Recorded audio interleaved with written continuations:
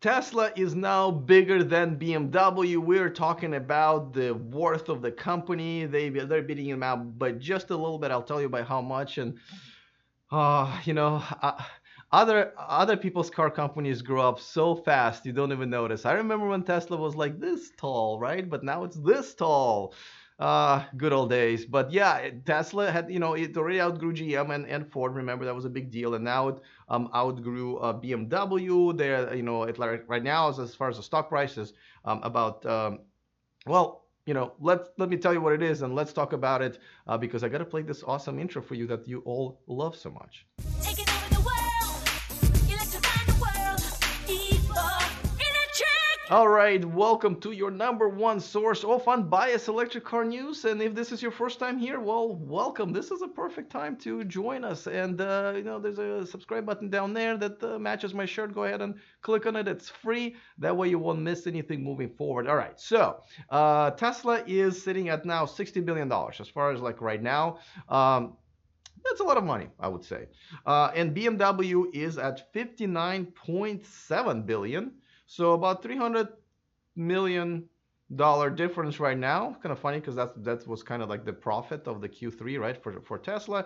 And you know what? You know what's within reach? Daimler, the parent company of Mercedes-Benz, at almost 64. So a little bit way to go, but just think about this and think about why this is happening and why this. I mean, now BMW just released their quarterly results as well, and they basically said that because we're investing so much money into the electric future of our fleet and in battery and stuff like that, and there are other reasons, and I think I know some of them why.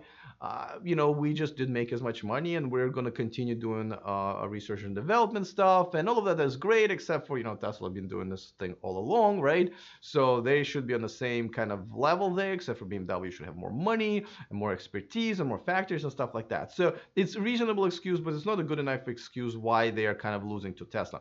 By the way, I don't know if I mentioned to you guys, but today is a 2-year anniversary. It's a birthday of this YouTube channel. I will not sing the birthday song as a benefit to you guys, as a public service, if you will. That never ended well when I sing on this channel.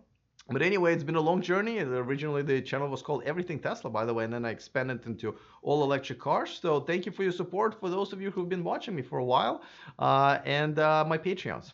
All right, well, so back to the BMW and Tesla thing. Now, here's a chart of Tesla's last 5 years of the stock. As you can see, it's kind of growing. I mean, could have been more if it wasn't for some of the Elon stuff that he said. But here's the one for BMW, right? So obviously, Tesla looks like on the uptrend. This one kind of looks on a downtrend right now. It's kind of pretty low there.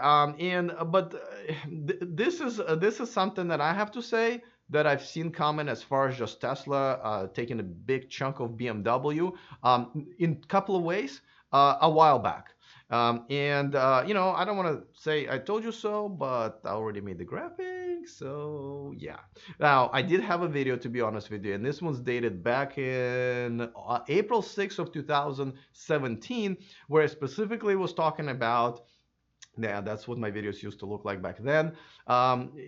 Specifically said, guys, why are you all comparing Model 3 to Chevy Bolt? This is before Model 3 came out, right? So all of these YouTubers, all of these vloggers were comparing. I said, that's not the real competition. The real competition is going to be the BMW 3 Series. That's the target audience. Those are the people who will probably be interested in the Model 3. And it's going to be priced better than that. And it looks like I was right. And I mean, I hope that's one of the reasons you watch my show, is because, there are many other things that I look at outside of just the world of Tesla, as many other people do. And it looks like Tesla has accomplished it. Now, Tesla accomplished it not just by selling Model 3 to 3 Series drivers. There are a couple of other reasons. Now, before I go into that, just want to remind you that this show and this channel is sponsored by Evanex, the aftermarket accessories for Tesla. They don't make anything for BMW 3 Series, but I think they're pretty happy with that. I'm going to have a video for some of the newer stuff that they have for the 3 Series, kind of as gifts, Christmas gifts for those of you who own one. So stay tuned for that, and even more reason to subscribe to the channel. All right, so one of the reasons, BMW is now, losing to Tesla is, they haven't kept up with their electrification. They did come out with a BMW i3, and even though I absolutely hate the car because of the small range and the way it looks, completely like a compliance car, it was the first step, and they did pretty well. They sold a pretty reasonable amount of them, especially in Europe, but they've never done anything with it, right? They've never kind of made another step forward. Now, I know recently I've reported from this iNext premiere, and I will see that car again at the LA Auto Show in another few weeks. They were kind of flying it around the world and showing the concept, and it's great. But they're just behind on a lot of things, right? And they just never made that step forward. Now, I know they're gonna electrify Mini. I know the i3 X is coming, and they do have a plan. They've invested a lot of money, but just a little too slow, just a little too late, and I don't want to say too late, but just a little late. And this is why Tesla's taking the chunk of their 3 Series drivers, definitely taking a huge chunk of their 7 Series drivers, just like they did with the S-Class Mercedes and XJ.